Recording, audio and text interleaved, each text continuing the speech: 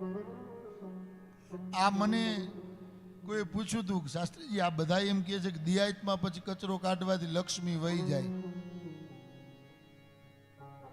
અચ્છા, હું તમને પૂછું કે તમને એવું લાગે છે કે કચરામાં લક્ષ્મી હોય?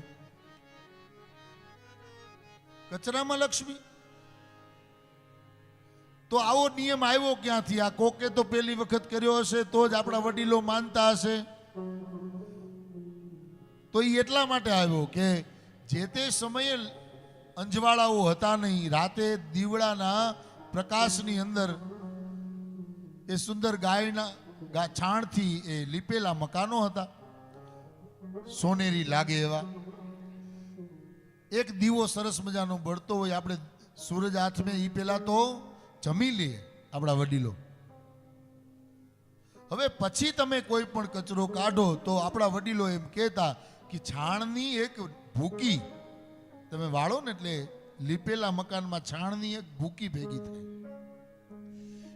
એનો કલર પણ સોના જેવો હોય.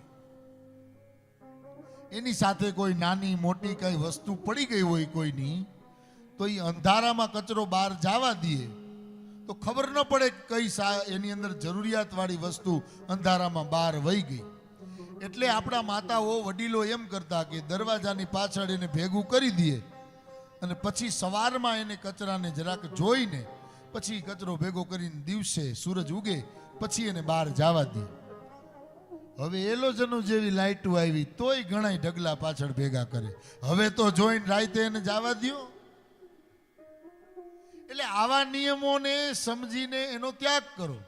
પણ જે વડીલો ખરેખર સમજાવી ગયા છે, અમુક રિવાજો તો એવા છે કે